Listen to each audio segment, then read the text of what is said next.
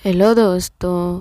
आज की इस कहानी का नाम है एक अनोखी रात।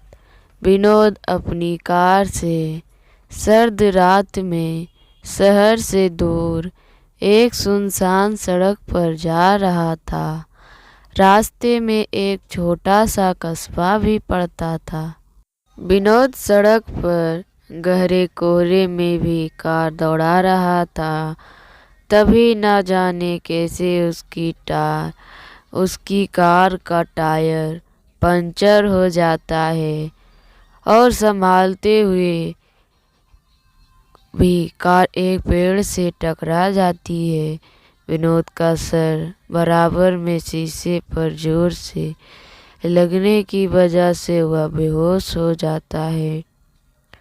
कुछ देर बाद उसको होश आता है तो वह एक मामूली से घर के एक कमरे में पलंग पर लेटा था। वह आसपास देखता है तो एक आदमी और एक औरत वहां खड़े थे। विनोद उठने की कोशिश करता है तो उसे तेजी से चक्कर आते हैं।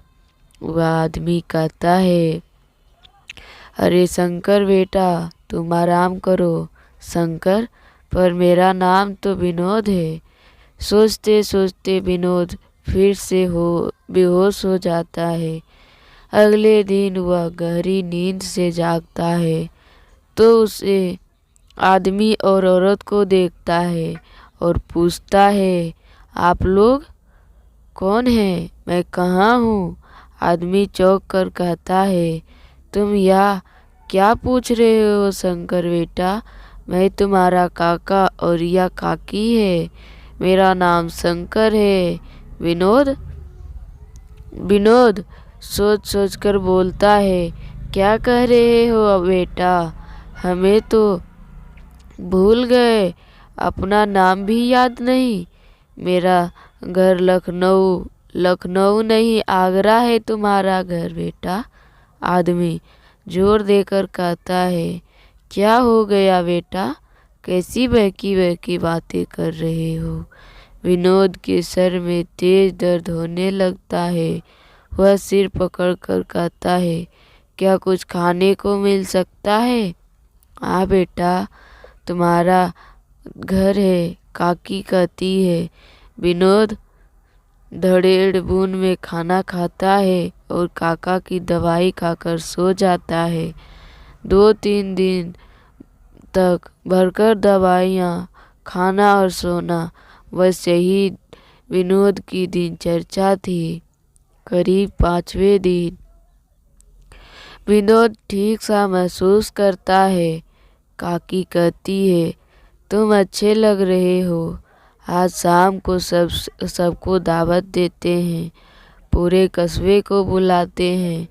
क्योंकि जी, काका जवाब देते हैं, हाँ हाँ जरूर।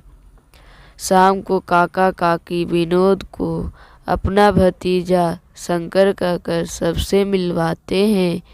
इसी तरह कभी घर में तो कभी बाहर कहीं काका काकी विनोद को सबसे बहुत खुश होकर मिलवाते थे। हमारा भतीजा शंकर सालों बाद आया है, मिला था। पूछने पर काका काकी ने यही बताया था, तुम कागजात तो कोई नहीं लाए नहीं थे और हमारे पूछने पर तुमने कहा कि सब फोन में है। अब यह तकनीकी बातें तो हम नहीं समझते। रही बात फोन की, तो एक बार तुम आंगन में गिर गए थे और तुम्हारा फोन नाली में गिरकर बह गया था। विनोद यही सोचता कि इतनों सालों बाद वो इतने दिनों के लिए आया है तो उसका कुछ तो सम्मान होना चाहिए था ना। सिर्फ कपड़ों के अलावा कुछ भी नहीं है और वह भी पूरे तरीके से उसके नाप की भी नहीं लगते। जब भी विनोद नया फोन लेने के लिए कहता तो काका कहते, बिना कागज के नया फोन मिल नहीं पाएगा। लेकिन तुम चिंता मत करो, पास में दुकान है, वहाँ से फ़ोन मिला लेना। किसको फ़ोन करना है तुम्हें विनोद? यही सोचने लगता है कि आखिर वह किसको फ़ोन करेगा। उसे कुछ याद ही नहीं आ पा रहा था। जब थोड़ा जोर डालता तो सर में दर्द होने लगता। एक दिन विनोद दिन में सो रहा था कि उसकी नींद खुल जाती है। उसको थोड़ी भूख और प्यास लगती है तो वह पलंग से उठकर कमरे से बाहर आता है। घर में देखता है तो काकी अपने कमरे में गहरी नींद सो रही थी, लेकिन काका कहीं नजर नहीं आ रहे थे। वह बाहर जाने के लिए दरवाज़ा खोलने लगता है तो वह बाहर से बंद था। दरवाज़ा बाहर से बंद क्यों है? विनोद को थोड़ा ताज्जुब होता है, पर वह नज़रअंदाज कर देता है। क्या पता काका पास में कहीं गए होंगे। हम लोग सो रहे थे इसलिए बाहर से बंद कर दिया होगा। वह रसोई में जाकर पानी पीता है और कुछ खाने के लिए अलमारी खोलकर देखने लगता है। वहाँ उसे कुछ दवाइयाँ दिखाई देती है। वह दवाइयाँ थी जो काका काकी उसे देते थे। विनोद दवाइयाँ उठाकर पढ़ने लगता है तो उसका दिमाग चकराने लगता है, क्योंकि उसको रासायनिक विज्ञान का ज्ञान था। तो वह देखते ही समझ जाता है कि यह दवाइयाँ तो बेहोशी की है। वह सब दवाइयाँ दिमाग को कमज़ोर कर रही थी और उसको नशे में रखती थी ताकि उसको कुछ याद ना रहे। विनोद के मन में वैसे ही अपनी शख्सियत को लेकर हमेशा एक वहम सा रहता था, पर जब भी वह कुछ कहता सोचता तो सब कुछ धुंधलाने सा लगने लगता था। और काका की दवाई देने के बाद तो वह घंटों गहरी नींद सो जाता था।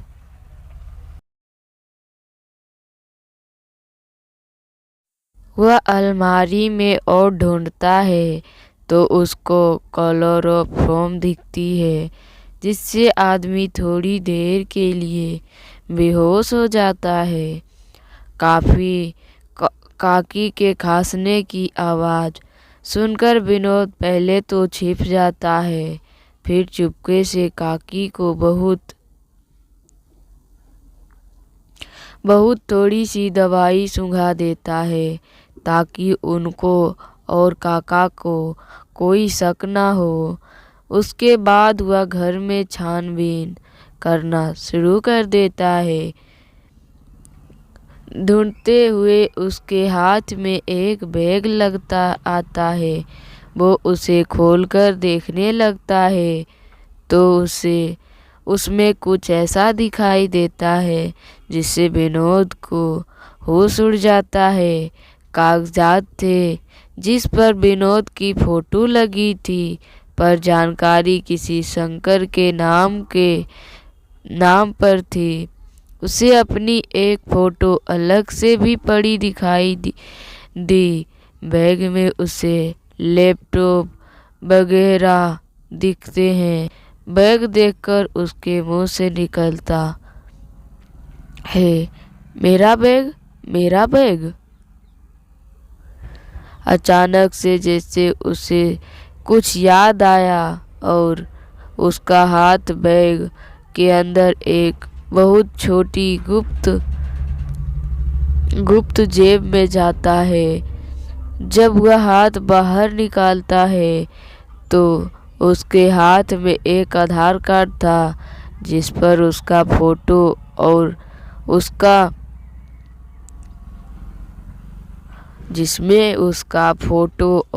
उसका नाम लिखा था। विनोद की आंखें फटने लग जाती है और सर घूमने लग जाता है। वह समझ नहीं पाता कि वह कौन है, क्या चक्कर है। तभी उसको खिड़की से दूर से काका आते दिखते हैं। विनोद फटाफट से बैग जगह पर रख देता है और अपने कमरे में आकर पलंग पर सोने का नाटक करता है।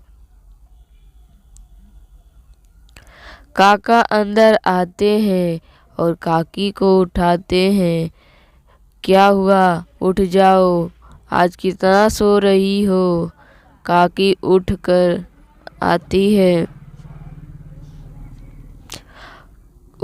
कहती है, पता नहीं क्यों सर भारी हो रहा है। काका गुस्सा करते हैं, कल जो ठूस के आइसक्रीम आई थी ना, उसी का असर है। अब चलो मैं चाय बना के देता हूँ।